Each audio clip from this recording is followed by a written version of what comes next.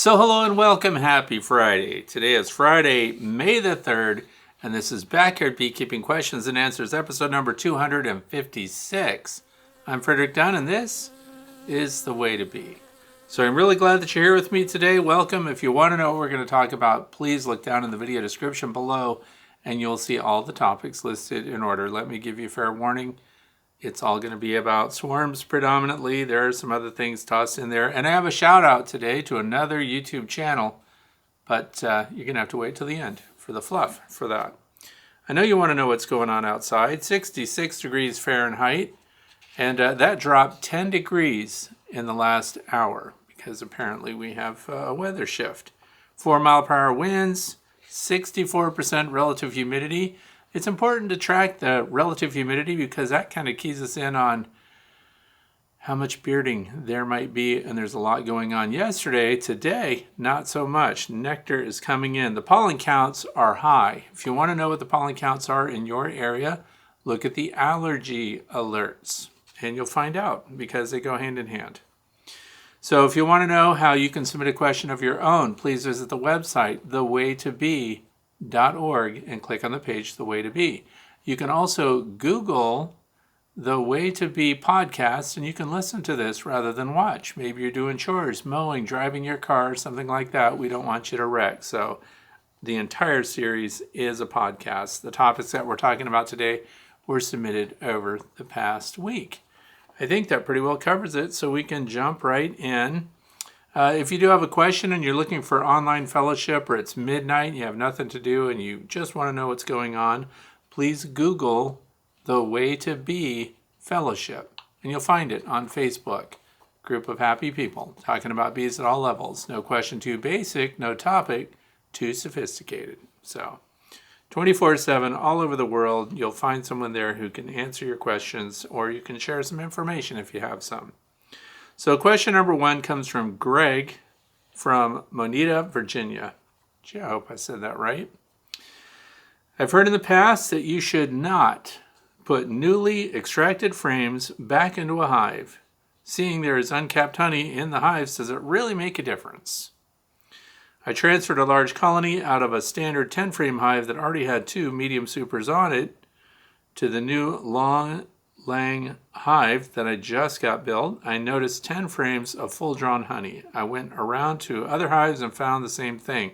I'll be extracting this coming week and do not have extra frames and really could use the extracted ones right away.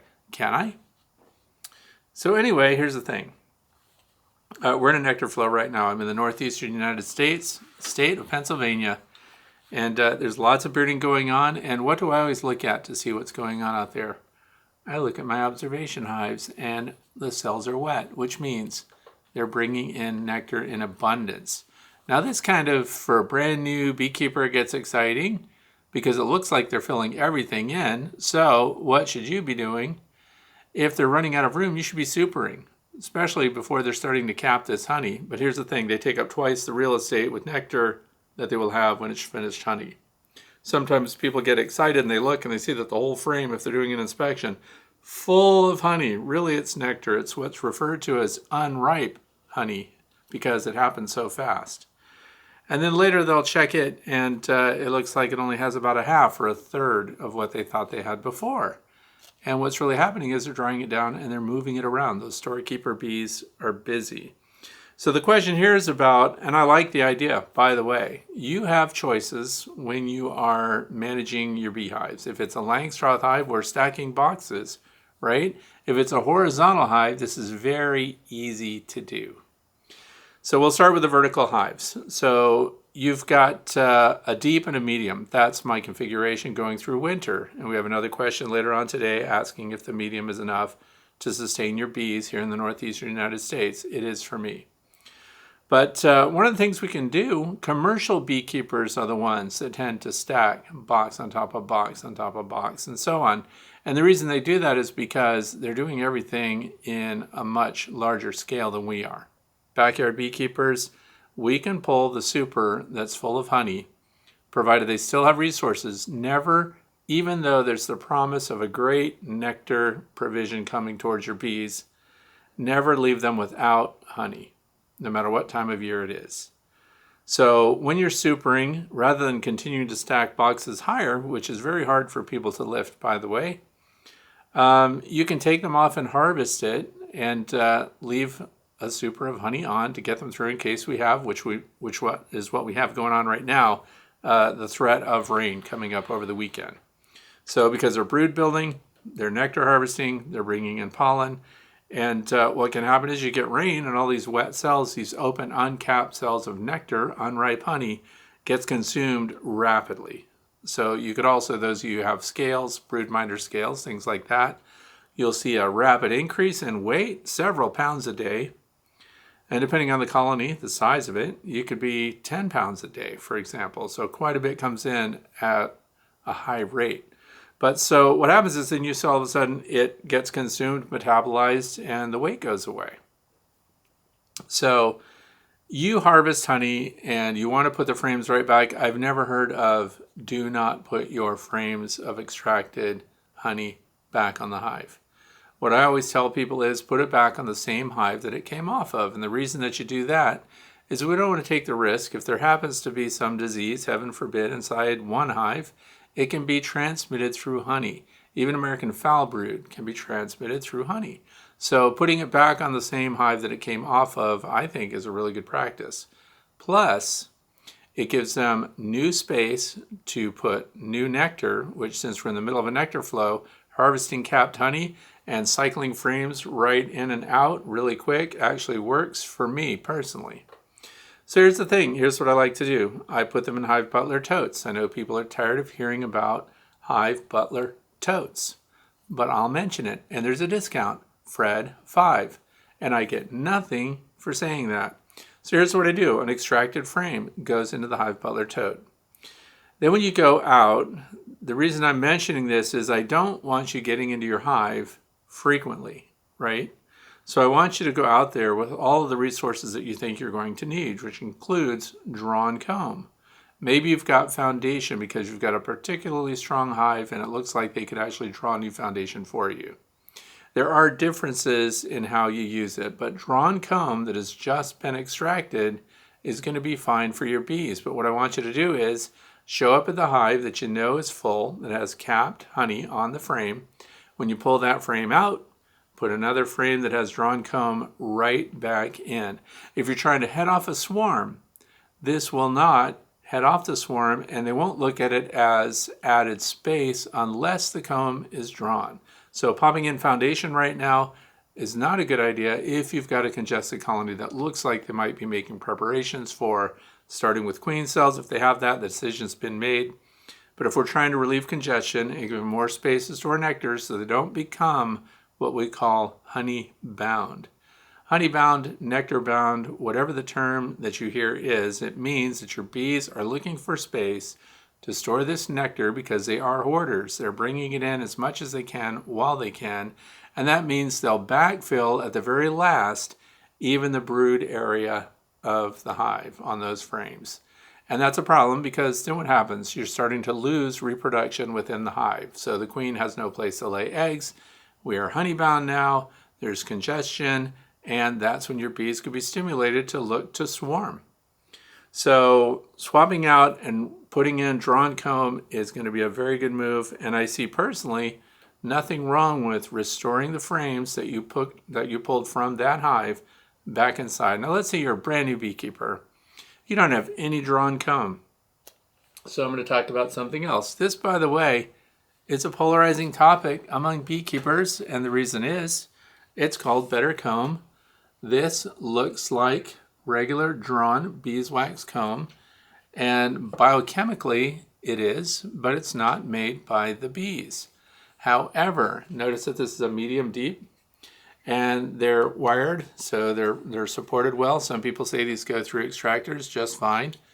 Here's the thing, if you've got a brand new colony or if you've got a colony that you've been too late for, it looks like they're actually too congested, the honey's capped, and you don't have anything but foundation to throw on.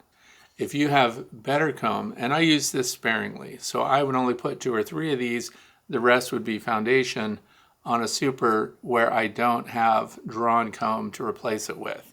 This stuff is golden, but the thing is now you have drawn comb and they instantly have a place to store additional nectar. So the trees are flowering right now. The pear trees, the apple trees, the crabapple trees, everything is flowering where I live, and that has resulted in a rush for nectar and a rapid increase in liquid resources inside your hive. So yeah, you can draw them out, and I just hope that you'll bring swap outs as you go. And if you're ahead of the game and you have a really strong colony, here's what I use swarms for. We're in swarm season. There's so many questions about swarms today, it's going to bore you probably. But when bees swarm, what they're prepared to do is build beeswax. In fact, they're among the best to build beeswax. And I'm going to say something now that's it's polarizing again among beekeepers. And the thing of it is, you can leave them to nature because we're in a nectar flow. That's why they swarmed anyway. Production is high, reproduction is high, so there's reproduction on different levels. Inside the hive, they're creating worker bees, right? The queen's laying, they're developing, and they're emerging, and now we have a new workforce. They're also reproducing as a colony, superorganism reproduction, and that's what the swarms are. Some of the larger hives are casting several swarms. We're going to talk about that a little bit too. But so you can use a newly collected swarm to draw comb. And this is also what I use my resource hives for. And resource hives are nucleus hives, small hives. They take the overflow from the other colonies. So let's say you don't have the equipment, you don't want another 10 or 8 frame Langstroth full-size hive, but you want to relieve some of the congestion, and you want to pull some frames of brood even, for example, and push the remaining brood frames together and put additional undrawn frames or empty drawn comb to the outboard position. So keep your brood together. They're much more efficient that way. And then when you put them in the nucleus hive, you can put frames up above, and once you install your swarm, they build out those frames really fast. And if you wanted to keep them building, here's the controversial part, you can feed them light sugar syrup. Light sugar syrup 1-to-1, even a little less than that, has demonstrated that while it's consistently available, the bees continue to draw the comb. If at any point nectar dries up outside or light sugar syrup in the hive dries up, they can stop comb production. And once they stop, it's difficult to get them started again. If they're building comb actively and we can keep a light flow going either in through the entrance from the environment or because it's a new colony and you're never going to harvest honey off of this colony, you can have in-hive syrup for those bees. Judgment call on your own. If you want to draw comb and get new comb, that is one way to do it. We're going to move along. So yes, you can uncap, cycle it out, and replace the frames. Question number 2 comes from Captain Brian's Bees. That's the YouTube channel. It says, I'll be making a split today. 2 deeps, 2 mediums, completely full of bees. I've heard of bees for the last 6 days. I had a beard of bees for the last 6 days on the outside of the hive. My estimate, 3 deep frames worth of bees. So we had that here too. So it's not that rare. And that's what let me know that all that nectar was coming in. So it's not the end of the world to have a beard on the outside. And so what do I do with those bees? My plan is to end up with 1 deep and 1 medium on each post-split hive. If there are no queen cells, it will be a walk-away split. I just don't know what to do with the bearded bees. So the bearded bees, why are they bearding anyways? When you're looking at them, these are foragers, workers inside the hive that are in the way. They're in the way of the nurse bees, they're in the way of the storekeeper bees. All the bees that have inside hive jobs are trying to do efficient work. Foragers and workers that have been outside the hive, when they come back to the hive and they don't need any more of their resources or their services, they get parked. And they're stuffy. They're up inside above the frames. They're on the edges. If you have slatted rags, it's a 2-inch shim that sits on the bottom board of your hive, and that provides some space for these surplus workers. And the rest of it is they collect and sit idle on the outside of your hive. That's so that they can facilitate airflow for the bees that are venting through there. and they're drying things out. Good news is today with the lower humidity, they should actually be back inside. That's what happened. I did a walk around before I came in here to do this, and all of the colonies that had beards on the outside of them yesterday, because it was much warmer, do not have beards today. So they moved back in. That's the good news. So as far as the splits go, that's the same thing. Just divide their resources. It's a walk-away split. For those of you who are wondering what that is, you're not necessarily having to find the queen. You're making sure, because there are no queen cells, that's key. We're doing a split because there's an abundance of bees. Somebody wants more than one hive. And then we're going to pull resources. So might be time to pull a couple of frames of honey to put that in the new hive, and a couple of frames of brood that includes eggs and larvae, open larvae, and put those in the new hive also. You're also making sure, if you're not finding the queen, that you have eggs and open larvae also in the original hive that you're drawing from.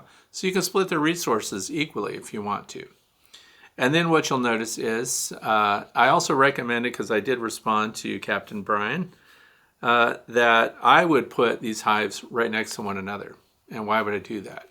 Because they're familiar with one another. They smell the same. So we're splitting brood. So what will happen is that workforce, aka the bearded bees on the outside doing absolutely nothing, will find familiar pheromones in both boxes, and they will divide themselves. They will merge and drift into both of the colonies. Now, let's say your original colony is the abundantly populated colony and you want to relieve some of that.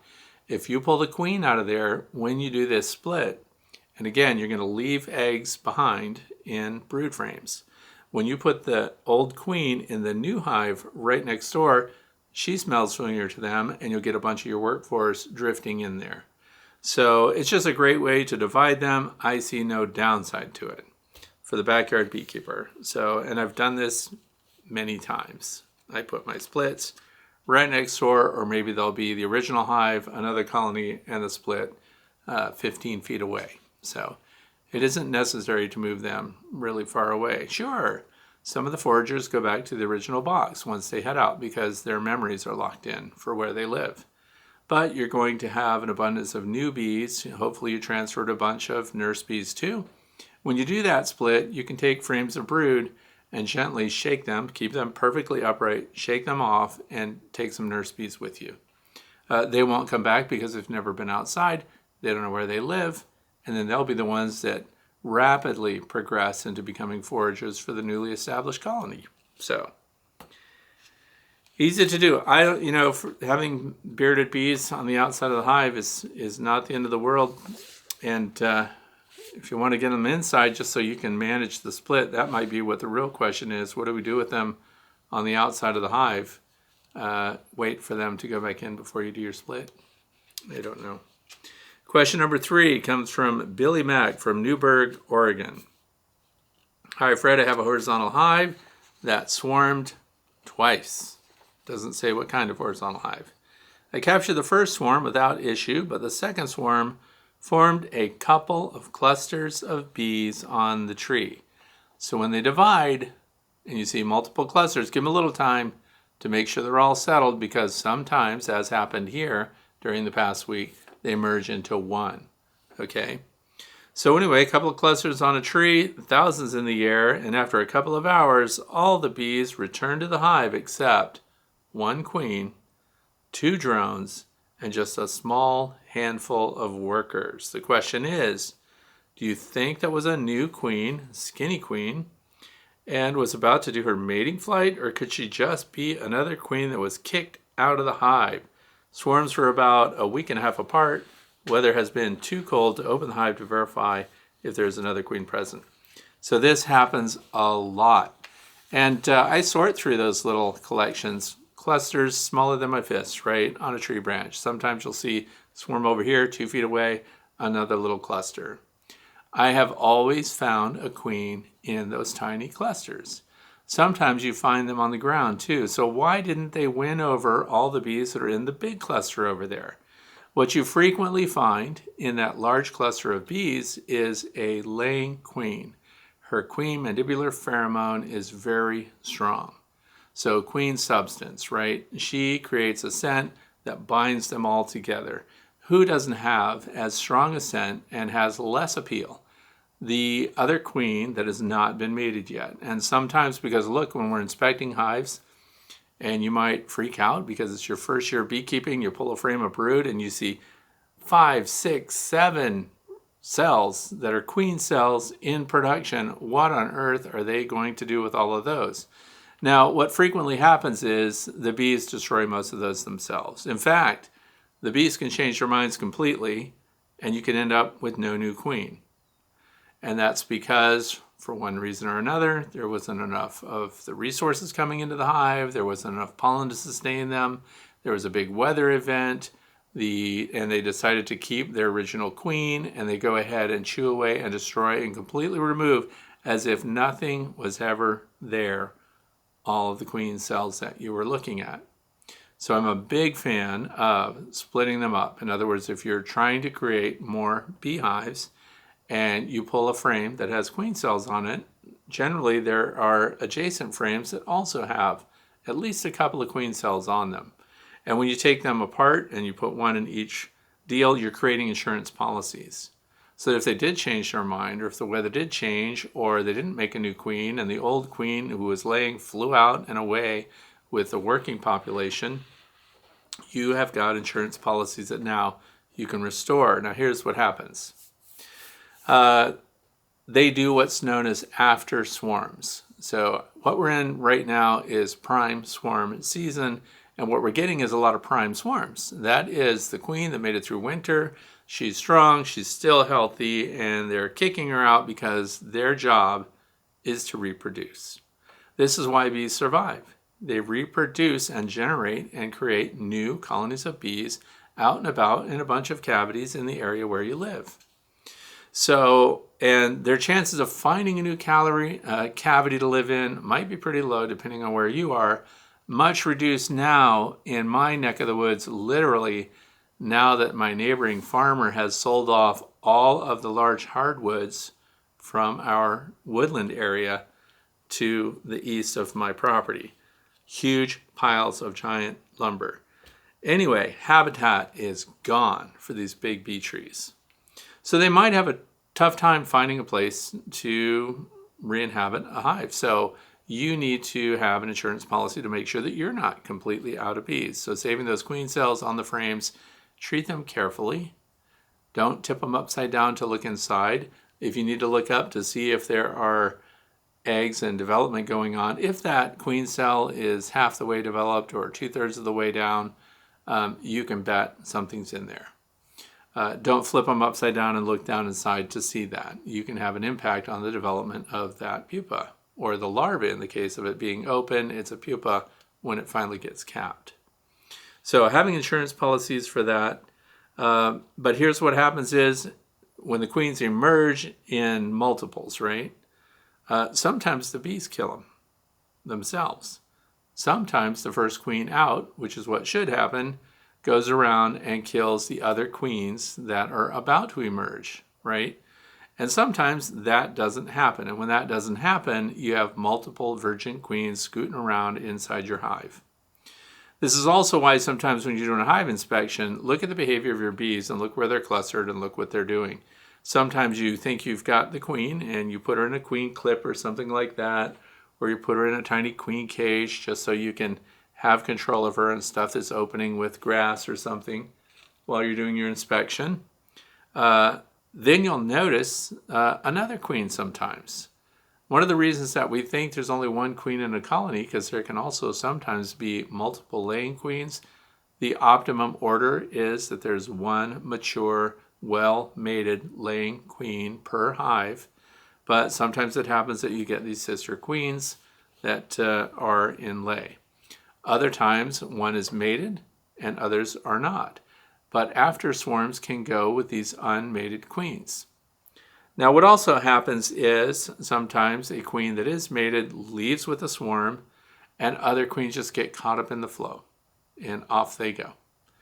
And you see this, and I'll give you an example of what I was doing before I came in right now. I collected a swarm off of a tree in a canvas net, which is one of my favorite methods to do it. Now, when I'm installing bees, I collect the swarm and I just go and I put it on the landing board of a hive I want them to go in. I didn't even shake any of them in. I just lean the edge of that net on the landing board, and then the first bees near the edge, they explore that hive.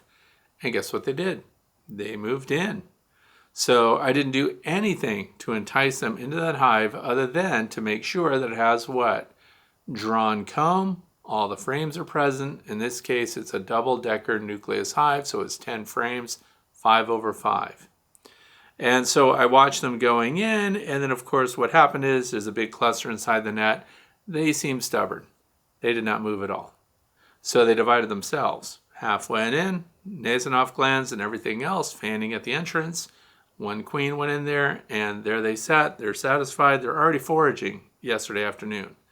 This morning, the other group is still in the net. So even overnight, with the cold weather that we had during the night, they didn't go into that hive. So what's going on?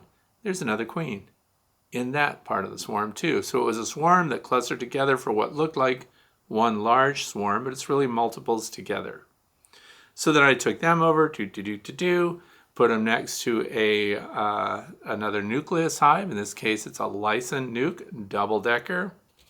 Did the same thing, set them up there. There is nothing in it.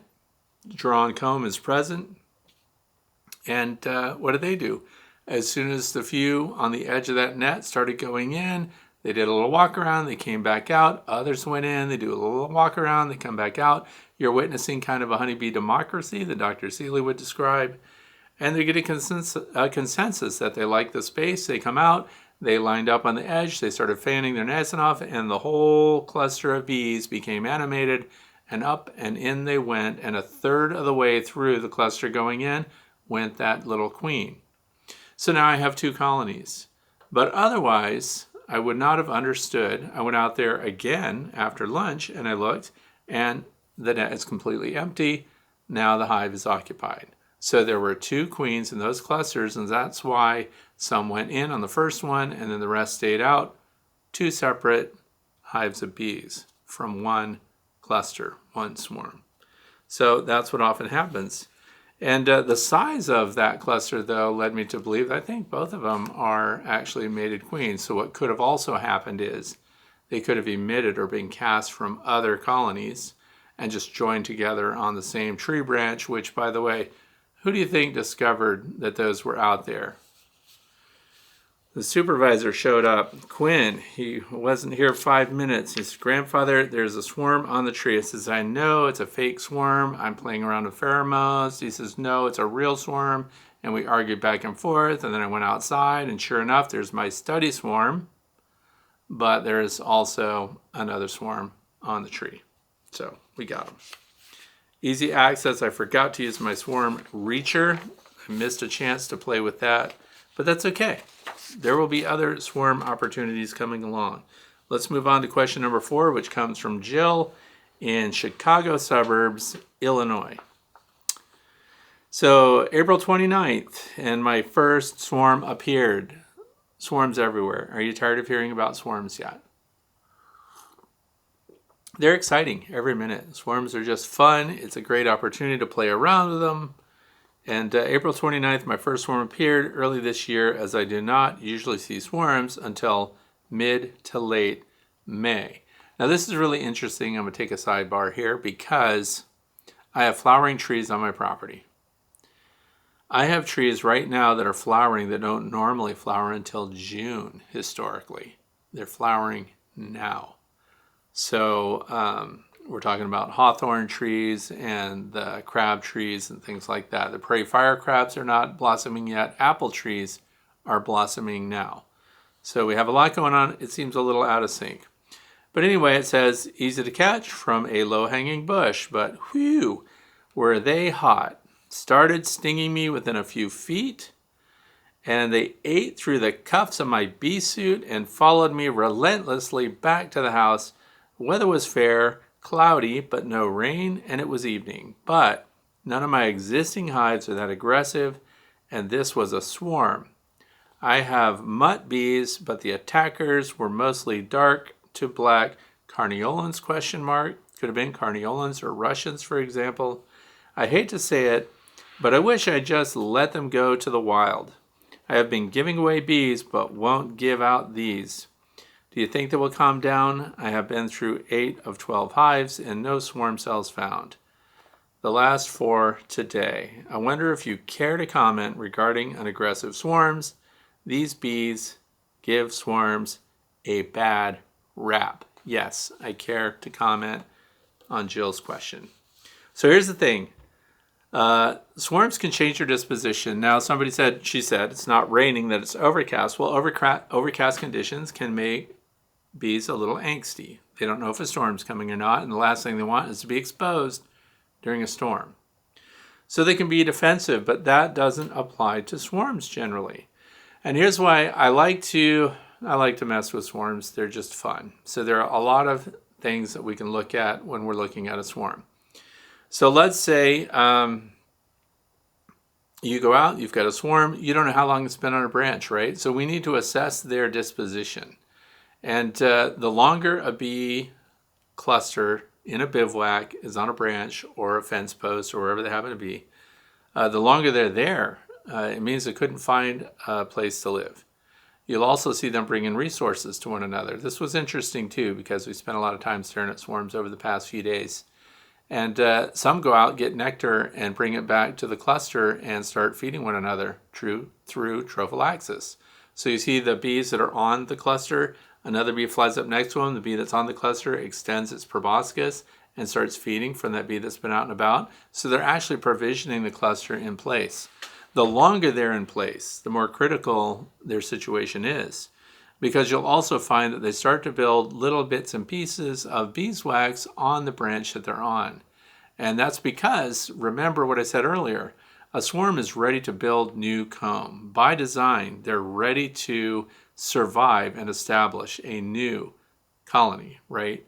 So they need the infrastructure. They have to build comb right away because the queen will have to produce new eggs and new larvae for the new colony. So they do all that. They're ready to multitask. Okay. The longer they're there, the more defensive they get. And this is my cautionary statement to beekeepers that show up to collect swarms. I know the seasoned beekeepers probably aren't even listening to this right now. But when you're new to beekeeping, sometimes you think, because you see it all the time, somebody runs up to a swarm and they stick their finger in it and they take their temperature, and they're wearing a t-shirt and shorts and flip-flops, and a bunch of neighborhood people come out. I can't believe you're looking at the bees like that, blah, blah, blah. And so some people think that going out with very sparse clothing on is a good way to go when you're introducing yourself to a swarm. I personally don't. So I will relax my protective gear after I've established that the colony is safe to approach. If you're being met with defensive bees before you've even gotten close to the swarm, it's time to wear your bee suit. So please bring full protective gear with you, because the last thing you want to have to do if you're responding to a swarm call is to have to leave. You show up and they come after you and you got to run away and you don't have anything to wear. So it's interesting. You should have protection. It's much safer to backtrack later and, relax your protective stance, right? So the longer they're there, the more defensive they can become. So the other thing is we're near nighttime. So when it comes to a swarm, I realize that we have to get them. They might get away. So there are indicators that let us know, is that swarm settled or are they about to leave? What would you think would be those indicators? So what we want to know is how long they've been there. If this isn't on your own property, you probably know. And you probably think that you know them. So approach with caution. Now, they're tightly clustered first thing in the morning, because what have they done? Overnight, they got cold. The cluster gets tighter and tighter and tighter. And there's no activity. That's what we want to look for. Now, if you also just happen to have a FLIR system, F-L-I-R, they make them for your phone. There is the FLIR C2, which is an old camera system that I still have. The temperature of the cluster can let you know if they're making preparations to leave, because every one of the thoraxes in that cluster of bees will warm up to the high 80s and low 90s. So every single one of them, they cannot fly unless their engines are warmed up. That's their thorax. So if you can do a quick scan, now here's the risk of that. They can warm up fast. So within a couple of minutes. But this is letting you know, do you have to rush or do you have time? So the other thing is, one is their thoraxes have to warm up. That's why I like to go out there early in the morning and shake them into a bag before they even know what's going on and they can't fly. And that saves me a lot of hassle. Second thing is, if they're established and you want to get out there and somebody called about it and you're not sure what their disposition is, are they making preparations to leave? So again, how active are they? Do you see waggle dances on the surface of the cluster of that swarm, right? So they're in their bivouac spot. Are there any waggle dances going on? Let's say there are a few. Okay, that's not the end of the world either. Do the waggle dances that they're doing look the same? You see one of them waggle straight up, turns to the left, waggles off to the right, turns to the right, repeats it again, turns to the left, waggles to the right, turns to the right. So they turn left, then they turn right, and they waggle in different directions. Now, if you see several bees waggling the same way across the face of it, on other sides of it, they seem to be communicating the same location relevant to the sun, and it starts to look like a flash mob, and they're all doing the same moves, then they're about to leave.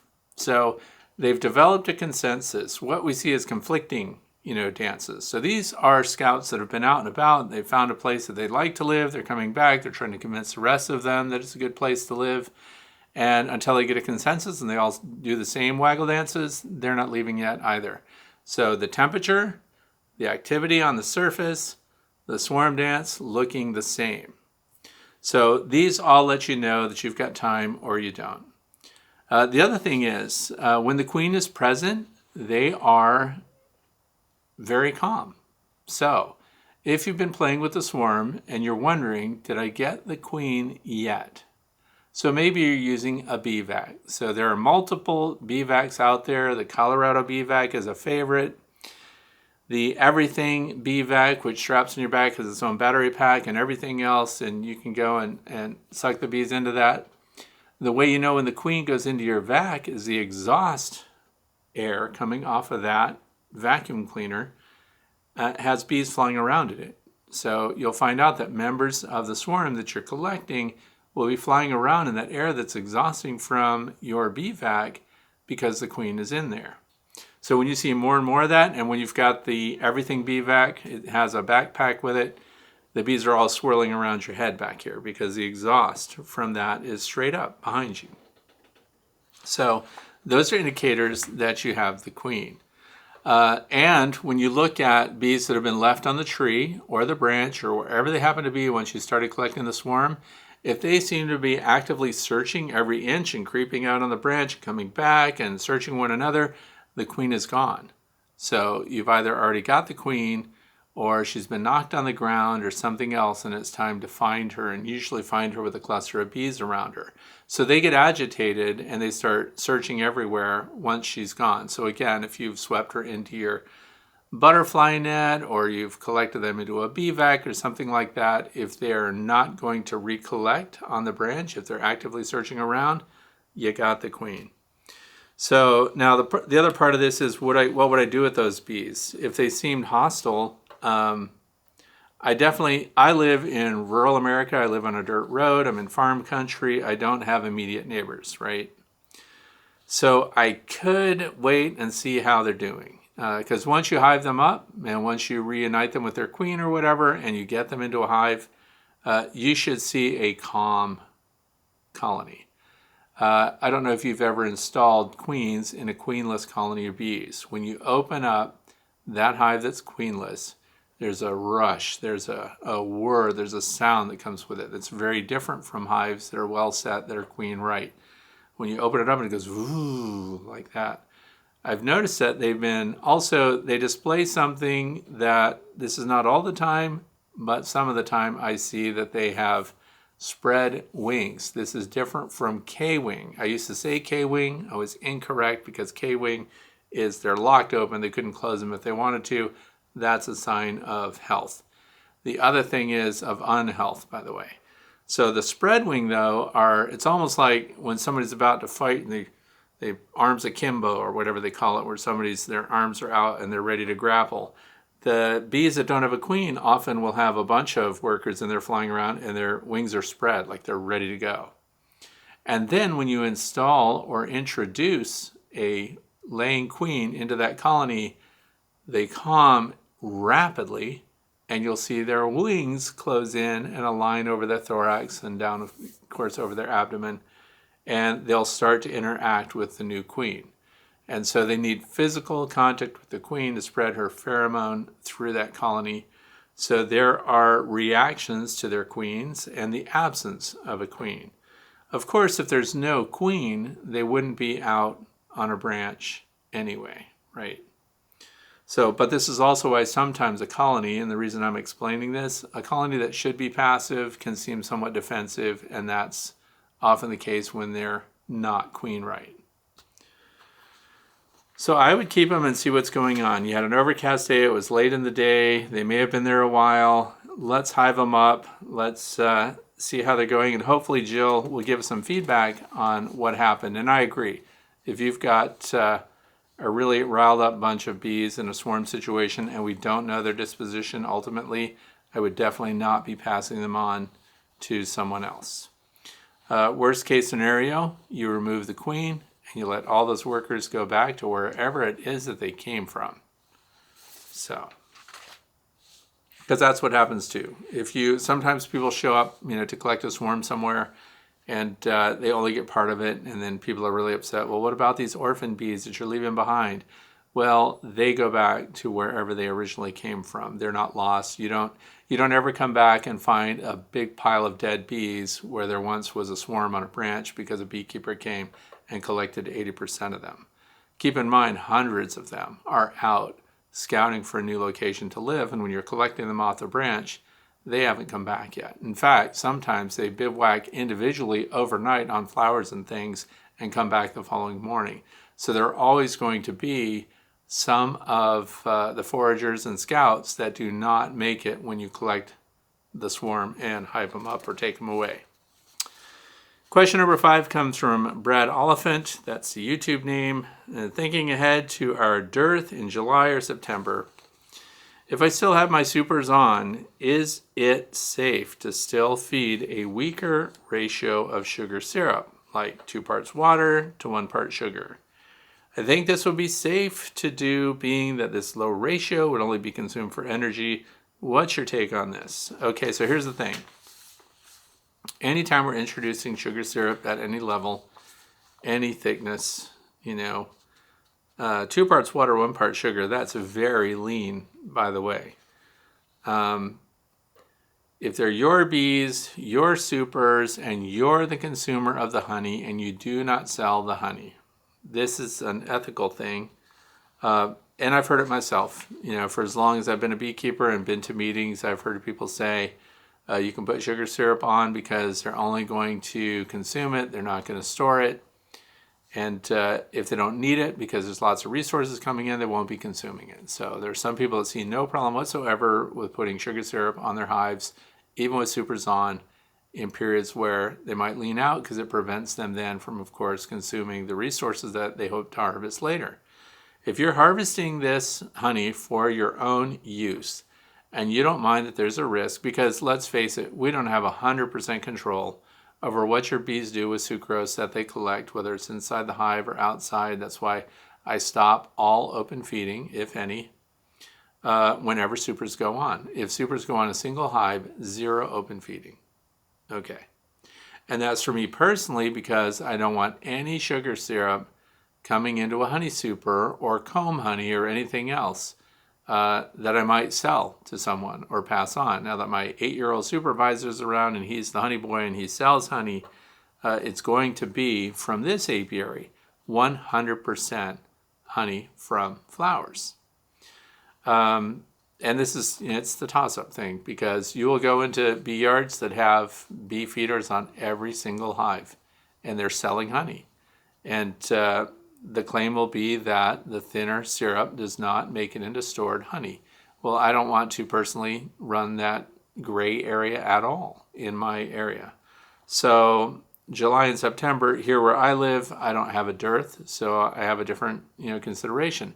If your bees are not going to starve, see, they're going to consume their resources, and this is the risk for people that are in this for the money value of the product that you're producing, is the last thing you want them to do is be consuming the honey that you hope to sell in August or September. So I wait until after, if you're going to feed a colony, it should be a colony that is not going to be harvested from at all. But even my nucleus resource hives, I don't feed them. I will consider putting syrup on the Lyson hives and stuff like that if I'm trying to build a colony and use them for comb builders and things like that.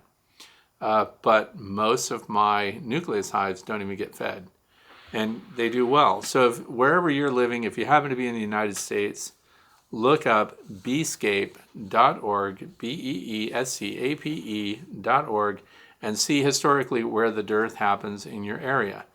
And there is some, let's take the discussion to both sides.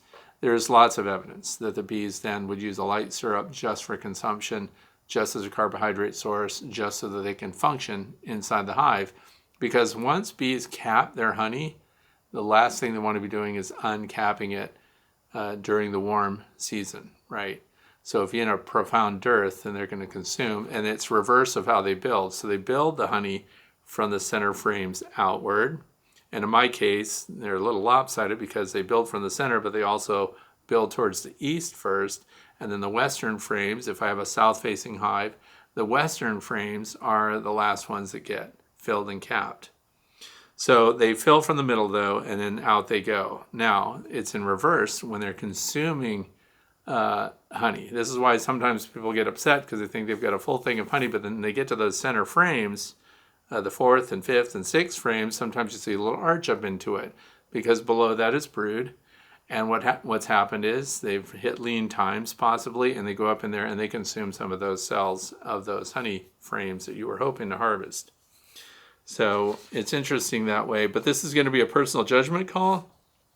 It's what you want, and you're going to have to assess the overall strength, size, and how provisioned your beehive is.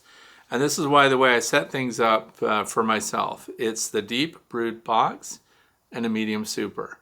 100% of both of those boxes are just for my bees. So if we get into a dearth period or a difficult period, or we get a really dry summer, something like that, they will go up and consume what's in that medium super right there. And then they don't even get supered until those boxes are 80% full, and then they'll get honey super on top of that. So whether that's comb honey, a flow super, whatever it happens to be, if the colony is not strong enough to provision those bottom two boxes, they never make it to the next level. They don't get that honey super. Judgment call completely. So question number 6 comes from Marie Louise. Hello from Southern Ontario. I really like your idea of removing the empty flow hive framed honey super and storing it empty for winter. A lot of reasons, by the way, why I do that. With any honey super that you're going to extract, keep in mind, I don't use queen excluders, but here's the thing, most people do. If you have a queen excluder and you have a honey super on top, you have to remove everything before winter comes above your queen excluder, because you run the risk that your worker bees will migrate up through the queen excluder to get those resources and leave the queen and any small brood that she has below with just a skeleton crew of bees that are maintaining that. So I always remove honey supers, and I don't have queen excluders on any of my hives. So I remove the flow supers and all supers when it comes wintertime, and that gives us a chance to clean them up, harvest whatever remnants there still are in that at the end of the year. And for me, that is the second week of September historically, and then everything after September, they provision themselves for winter again. But they start off the year, like right now, with a deep and a medium that they're filling before I super it. That way they have an insurance policy already in place. Let's say we get the worst year ever and they barely bring in what they consume. So it'd be like getting in your car and finding out you have a 200-mile range in your gas tank and you drive 200 miles to fill your gas tank, and then you come back and it's empty again by the time you get back. So what happens is you're at the same position as a beehive that you were at the beginning and end of every day. They consume what they gain through the day overnight. The following day they replenish exactly what was consumed, and that loop continues. So what they are is just sustaining themselves. They're not building a surplus. So I need to leave that for them, and I don't want to harvest anything that when they can't provision a surplus, right? Thank goodness bees are hoarders. It says, have you found one medium honey super filled by fall is enough to feed one brood box for winter? Yes. And this past year, actually, they consume less when it's a colder winter. This year we had a mild winter. Bees were activated several times through the winter, and they still had honey on. In fact, let me tell you what my most provisioned hive is that Ivory Bee horizontal barrel-shaped hive. It's a swarm generator now. It has 15 frames of honey and resources. It is chock-a-block full, and I've been lazy and I've not pulled it open. I hope to make a video about it. I just seem to run out of time every single day, and I have other priorities. But there are hives right now out there. The Long Langstroth hive has winter-capped frames of honey in abundance. They did not finish consuming the resources that they have. They are rapidly building, and they're going to be a split resource for me. So we're going to make nucleus hives, of course, for the people that are mentoring, and then off they will go. The Layens hives, again, the ones that I purchased from Dr. Leo that are insulated with lamb's wool, those are all full. I have problems with them. They're swarm generators now. They did not consume all of their honey. So they kept in more honey than they needed. Insulated colonies are outperforming uninsulated colonies. So now does that mean that the uninsulated colonies, and by that I mean colonies that just have 3/4 inch pine, 3/4 inch cedar, whatever they happen to be made of, does that mean that they did not survive winter? They did. Even the nucleus hives, which are only wooden hives, which just have an insulated cap on them, 3/4 inch sidewall, they are gangbusters right now. But what they don't have is a big surplus of honey left over. In other words, they were timed just right to come into spring when new resources were available for them to start to backfill from the top down, and they're migrating down closer to the entrance now. They're 3 boxes high, so that's 5 over 5 over 5, 15 deep frames, and unfed, and so they did consume their resources at just the right time. Had we an extended bad weather period, they would have been done. So, but when it comes to the flow hives, for example, I have one flow hive out there that has double deeps. That's too much. It's too big for the bees. It's a giant colony, but I would, if I were doing that again, it would be a deep and a medium, never double deep. So in fact, my double deep hives right now, and I've got a couple of them, I would like to shift those to a deep and a medium and then super those after that. So we're fine-tuning how we're handling those. The horizontal hives, the Long Langstroth hive, has 12 full frames. So 12 full deep frames. And then they've got some open area and some open area near the entrance now, because what they were doing is the brood was near the entrance going into winter, and then the brood migrated through all these frames, and now they're about midway in the box, and they're coming back towards that entrance again. So, but they have way more resources than they needed, and it was the sidewalls are 2x4, so that's not a full dimensional 2x4, but it's 2 by stock, and the roofs on those are insulated with double bubble. So made all the difference ever since I shifted to high insulation values on the covers of these hives. It really boosted their winter survival and resource management. So the second part of this question is, have you found inserting 2 keys when emptying a flow frame works better than 1? It does for me, and we're talking about the keys that open the flow hives. If you're wondering about the flow hive and you've never seen one before, I do demonstrate this when I go to, if you go to the website, thewaytobee.org, there's a page there that's called the FlowHive Experience, and it covers from beginning to the most recent different hive assembly procedures and stuff like that. But it comes with one key when you get all the frames and for your super. And when you turn that, the top of a flow frame bows up a lot, right? And it's plastic, but it's a very good quality plastic that Cedar says it can take it, that there's no problems with that. I don't see Cedar using 2 keys, and he's the inventor of the FlowHive, Cedar and his father Stuart. But what I do is I take 2 keys together and I insert them a third of the way, whatever it is, and I turn them both outward.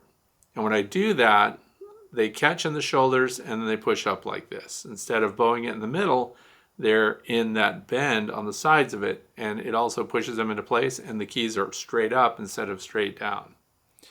And then I leave them in that position, and so that lets the different leaves that shift inside those flow frames, they get their position better. And it just, since I have 2 of them, why not do 2 hands together? I don't know. So the other thing I do need to mention, because I was at a friend's house and he had left his flow frames out after cleaning them up and everything in full sunlight. When it comes to those frames, do not put those out and expose them to ultraviolet light like sunlight. It degraded the plastic and they cracked apart. It is amazing how fast that material will degrade if exposed to sunlight. So if you've cleaned up your flow frames and you're putting them out to dry them out and stuff like that, always have a hive cover over them and don't let them be in direct sunlight if you want these things to last a long time. So, and those frames are the most expensive part of that hive system. So keep them covered, keep them out of the sun. And it says, how do you get the bees to clean up an emptied flow frame? So I put it right back on the hive for 24 hours, and this is at the end of the year, and then take it away. Now, if the weather's turning and it's going to get really cold really fast, I pull them off, and then I'll just hose them down myself. So once we've extracted all the frames, whatever's left in them, sometimes there's unripe honey still in there at the end of the year when you pull those off, and I put them in a dehumidification room, which is really, I call it a room. It's a VivoSun, which is a growing tent. It's all closed up. There's a household portable dehumidifier in there and fans that blow, and we just put those frames on a rack in there for the open cells and let them dehydrate them down, and we lose about a percentage point of moisture every 24 hours. So if they came in at 21, you got to get them, I like to get them around 18, right? So, and then we can just empty them, rinse them out, dry them out, and then put them in storage for the next year. So that's it. And then just leave it outside the box near the hive for a few days, question mark. Thank you for your advice. Okay, so here's the thing. When you're taking frames out or you're extracting them or they have honey on them, please never put them on top of your hive.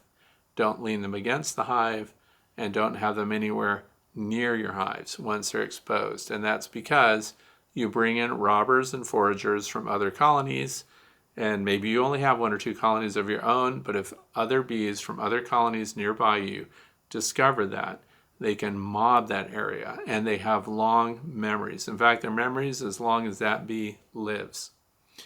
So once they discover that there's a resource there like that, then you take it away because now you don't like what's going on, or they finish what you needed them to do. Now they'll put pressure on that hive, and you'll see fights on the landing board because they'll attempt to rob it. So be very careful about honey being exposed outside your hive. Get it away from your hive. And that's also when you're harvesting your frames. If you're a little sloppy with your hive tool and you cut into capped honey and it's dripping down and things like that, you need to get that undercover fast, because once the bees get a taste of it, no great surprise, bees like honey and they're going to go nuts about it. So the good news is right now, heavy nectar flow, this is the most passive time to be walking around your bee yard when they're fat and happy and they've got all these resources coming in. I don't even see guard bees on the landing board. That's how happy they are right now. They're in reproduction mode. You're walking through a maternity ward, for Pete's sakes, now. It's totally safe. And that's all the questions for today. So that leads us to the fluff section. Okay, enough talk about swarming. Anyway, I did an interesting interview yesterday about a swarm registry. So he's a California-based beekeeper. He created a website. If you're like us, right, you're on social media and somebody sees a swarm of bees, they post that, can anybody come and get these bees? They're on the mailbox or on our porch overhang, wherever they are. And what happens? Social media goes, contact Bob, contact Cindy, Susan's the best bee grabber, blah, blah, blah. And then what do? They all rush over to this address and they want to get the bees. And somebody goes to get one, they leave work early, they've got their go kit in their car because they're a serious bee wrangler, and off they go, only to find out that Cindy Lou has taken those bees ahead of time. And here's the thing, website, it's called beeswarmed.org, beeswarmed.org. Now that's for two people. Who are they? One, the citizen that's out and about that finds that they have a swarm of bees on a tree in their yard, next to their barbecue, by the swimming pool, wherever it happens to be. They can go to that website. So here's where the beekeepers come in. We want these people to be informed regarding how to report a swarm of honeybees. And I've told people in the past, contact your local fire department. In my neck of the woods, there are volunteer fire departments all over the place. Sometimes people find bees, they call 911. So fire departments, police departments, whoever will take your information. So if there's a community bulletin board or something like that, I've always said, make sure to get your name out, get your name in your bee association and stuff like that. But here's what happens when you have a bee association, for example, like the one I belong to. I used to send people to the page. I used to say, somebody will be out to get your swarm, I'm sure. And they would go to the Facebook page, they would write on there, I have a swarm, and on it goes. And then now somebody has to collect that information and then forward it to, we have an email group of people that are willing to collect swarms in different areas. And then they shotgun the email out. So now you have to be checking your email or checking your messages on your phone after somebody from the club decides to disseminate that information. This website, and there's also Bees 911 or something like that. I like this one, beeswarmed.org, and I'll tell you how it works. Someone sees a cluster of bees. They go to beeswarmed.org, and there's a button right there, report a swarm. Here's the advantage to it. They click that, and they file the information about where the swarm is located. It can be town, street, your house number. Here's the beauty of it. You don't post that information on social media, so 100 people don't see it and know where you live or call you up. That information is controlled through this website, and then based on the region that the swarm is located, beekeepers, free honeybees for the beekeepers, you register on the site as a beekeeper. You identify where you live, and you don't have to even give your absolute address. You can give your zip code, and you can say, I only want to receive alerts for swarms that are within 5 miles of where I live, 10 miles of where I live, and then you provide your cell phone number. And then what happens is the person reporting the swarm, if they live in the zone where you live, their information gets sent to you that a swarm has been reported and where it's located. And then that goes out to any beekeeper that's registered through that site for that area. And then what happens is you sit on your phone and go, I'm not doing anything right now. This is only 3 miles away. Take it. So once you say you're going to respond to that and that you're going to come and collect those bees, guess what? It's not on the alert network anymore, which means no conflict. No one else is going after those bees but you because you said you're going to take it. Now, if something happens, you change your mind, you get a flat tire, you decide that you don't like bees anymore, you just take your name off of that and make that swarm available again. But there's a really good information for that. So I love a central network like this that's automated. In other words, it's not dependent on the website manager. This is free. They don't get a finder's fee for linking you up with these swarms. There's nothing other than it provides a service where you can log in and check it. And I asked, where is it for?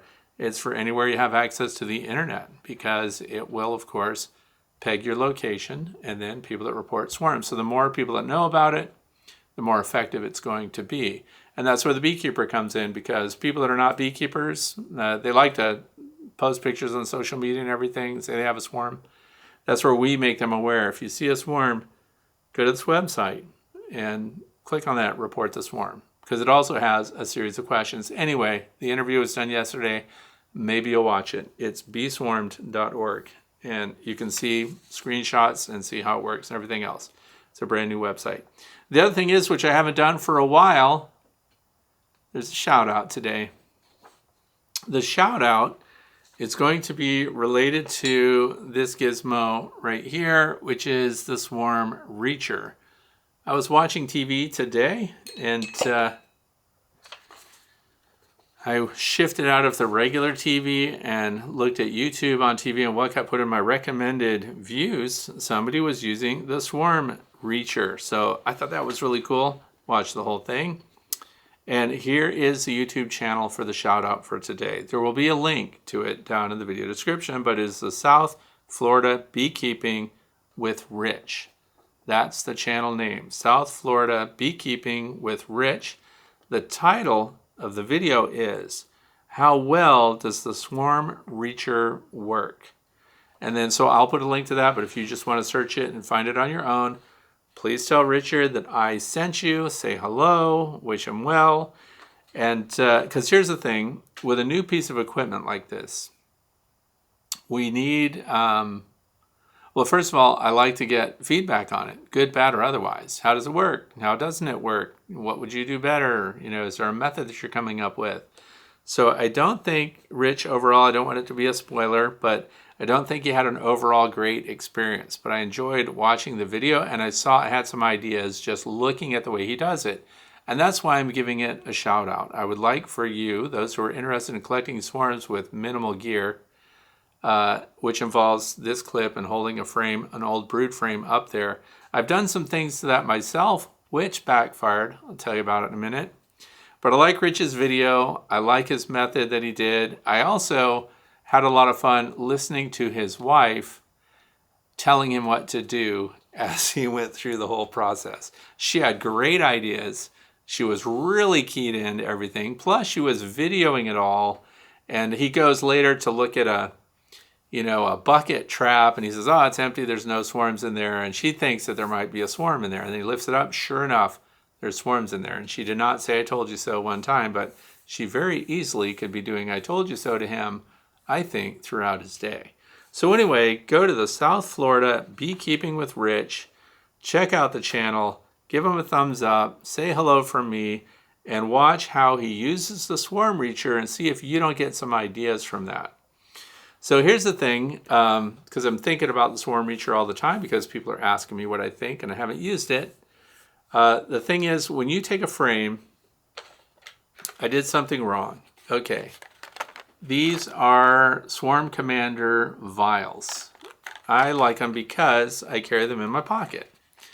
If you have empty beehives, so they're the dead outs that you cleaned out, you take one swarm vial, and I went around and I just tagged every entrance on several hives that I want scout bees to check out. I didn't put it inside, I just marked the landing board and around the entrance, and scouts are checking them out. It was very effective.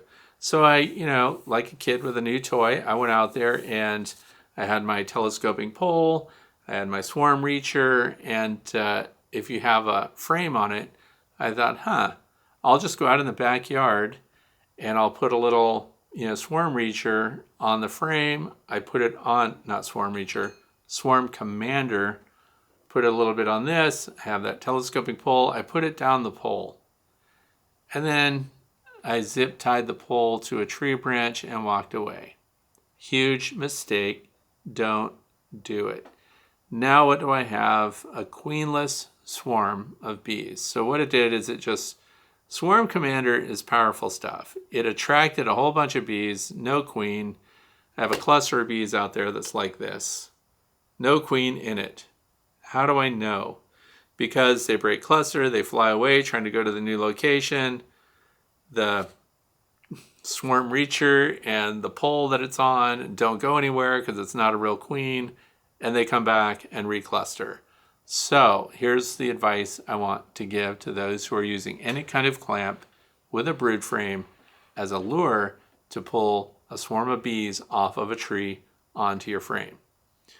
Don't put Swarm Commander on anything that you are not going to take and put in your beehive. So use the frame only. And because we're in prime swarm season, there are bees out there that are ready to bag their queens and go to another colony like that, just because they happen to be out foraging. But that's not the intent. The intent is to get a swarm that's already clustered on its own. We're not trying to make a swarm. We're collecting a swarm that we find. So put the Swarm Commander just loosely in little corners on the frame that you're using, only the frame, because that's going to go with them and it's going to go in the hive box. We don't want anything that we leave out there. I did another test with Swarm Commander, which is a failure.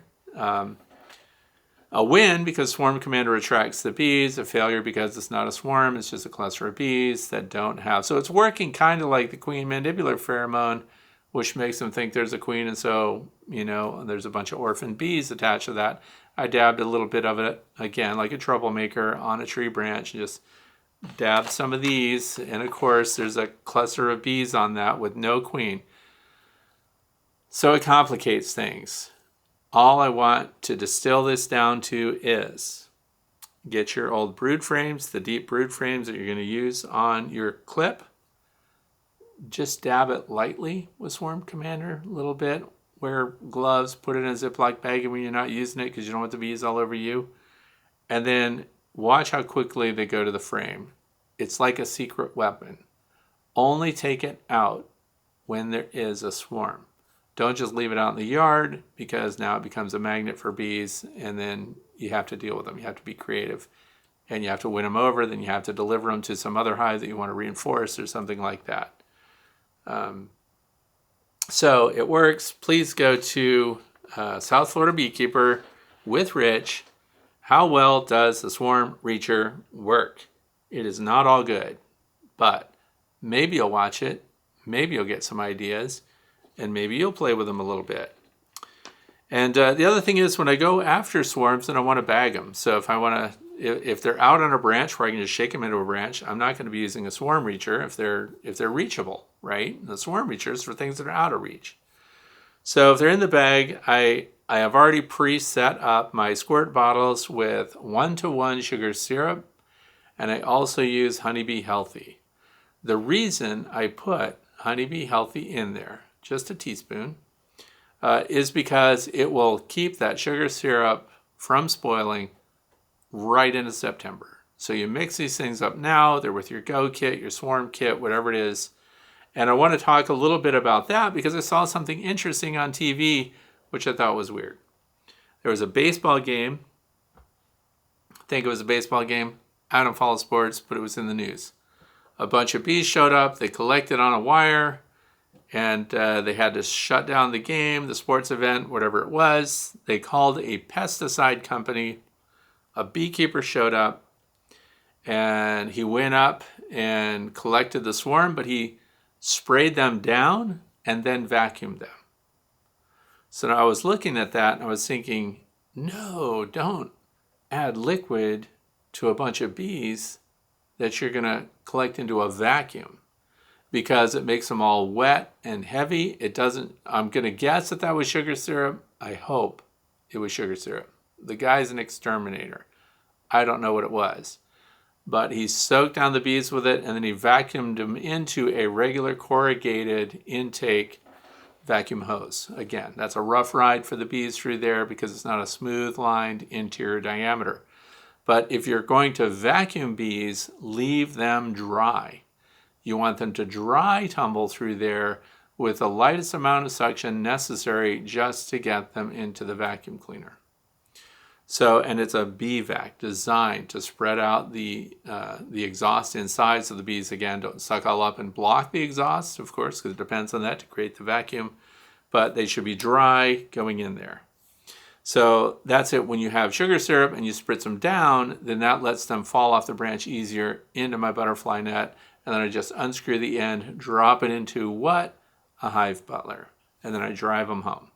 Then what do? I take that loop out, I put it back on the handle, I take the loop full of bees, and because it's a net full of bees, and by net I don't mean the kind of netting that gets their feet caught. It's like pillowcase material. It's cotton, it's like unbleached muslin. It handles the bees nicely, they can breathe through it, there's no way to snag their feet and stuff. I set that on a landing board. They're in an entirely new location now. I just let them walk up and into the hive, and it lets me spot the queen when she goes in, and I take notes. So that's how I hive them. I only spritz them if it's a hanging swarm that I'm not going to vacuum. So in the Honeybee Healthy, that's all it does, extends it, and you can sniff the bottle and know that it's good to go. And that's it for today. So I want to thank you for watching and spending your time with me. I do want to do a quick promo here. This was the cover shot for today. Someone commented last time because I answered a question about chalk brood, and that there are other brood disorders which could be confused for chalk brood.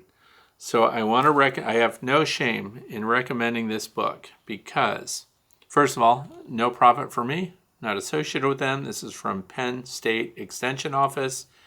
It is called Honeybees and Their Maladies. I've mentioned it before. I'm mentioning it again because it's that valuable a resource. It is full of photos and descriptions, valuable information.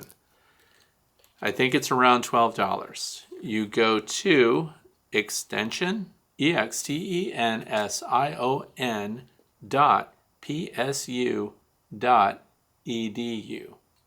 So that is where you get honeybees and their maladies. It's a field guide. It belongs in every beekeeper's kit. If you're going to sit idle, thumb through it. There's fantastic information, but when it comes to breaking down what different diseases and disorders look like, what your bees behave like when they're not well, these things are all described extremely well. And this version was a collaboration, of course, with a lot of entomologists and researchers.